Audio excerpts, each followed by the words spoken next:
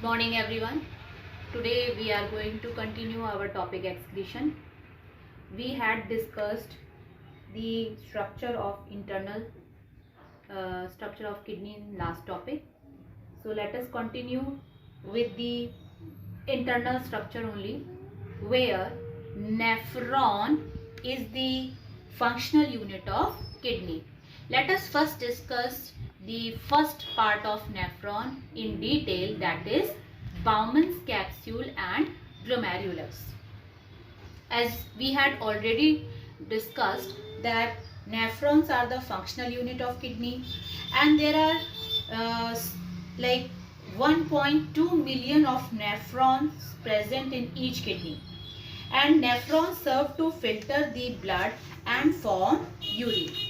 Let us see the structure of nephron. Let us divide the structure of nephron in two parts. This is the first part, which is called as Bowman's capsule, and this is the second part, that is convoluted tubule.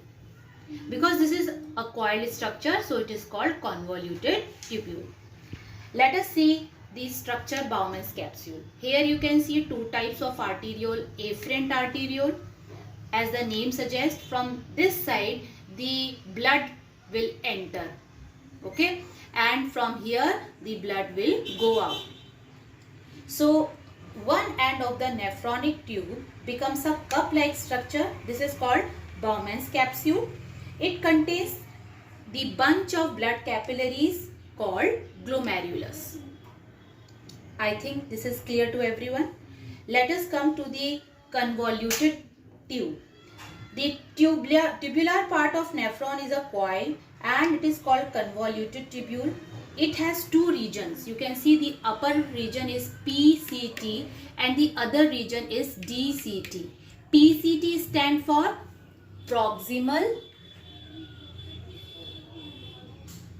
and the other part is convoluted tubule, and this is distal.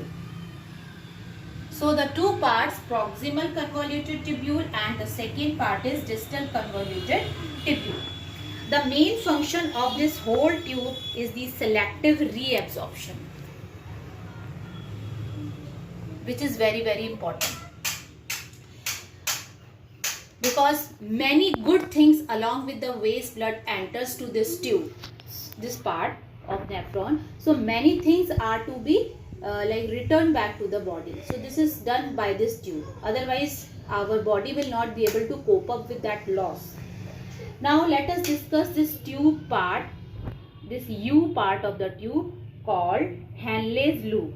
The name of this part is Henle's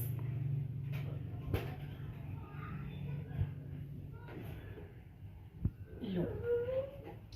So this is a nephronic tubule which has a long turn called Henle's loop. It has two limbs. The one from where the blood is coming down from top to down, this is called descending limb. This part is called descending because it is the fluid is descending down, and the other part of Henle's loop is ascending limb because the fluid is going up from down to up. So that's why its name is ascending limb. And finally you can see the last part of this whole nephron, that is collecting duct, and here only the urine is drained after the formation. So let us discuss that. I hope you have understood the parts of nephron. The first part, let me repeat a quick revision.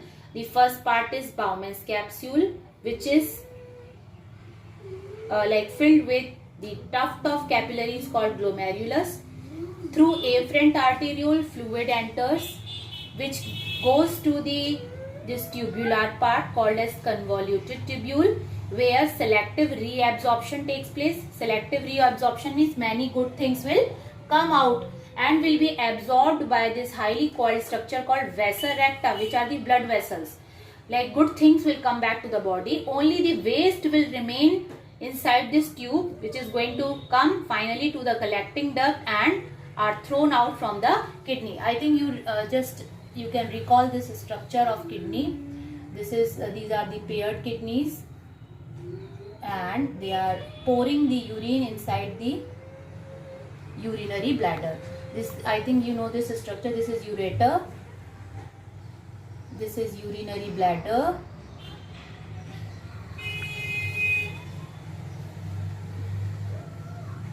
This is urethra. So urine formation is taking place through the nephrons inside each kidney, and finally from each nephron the collecting duct is emerging, and all the collecting duct open finally into ureter, and ureter pours this this urine in the urinary bladder, which moves out to the exterior through urethra. Okay, let us discuss the mechanism of urine formation. The first step is ultrafiltration. Now this step takes place in Bowman's capsule, where the glomerulus plays important role in the filtration, and the many things like creatinine and the remains of drugs in the body, which must be removed from the body, they come to this part of the cup. The blood that comes to nephron is filtered through the walls of glomerulus. This is the glomerulus. The filtrate, which is called initial filtrate, comes into the cavity of convoluted tubule. This is convoluted tubule which is coming out of this Bowman's capsule. The filtered blood goes to the peritubular capillary network. Now selective reabsorption. This is the second step under urine formation, and here what happens, the initial filtrate contains many useful substances, which includes glucose, amino acids and various ions along with the waste. They are these things return back to the body. Therefore the capillaries of peritubular network selectively reabsorb the essential substances from the tubular filtrates. That means this capillary network is present around the tube is very, very important, because from here only the good things are absorbed by the capillaries. Now finally secretion takes place. Once all the good things come out from the tube to the body through capillary, only waste things will be left inside this this nephron tubular part. The blood which is filtered in glomerulus, which contains creatinine. Okay, here what will be the component present?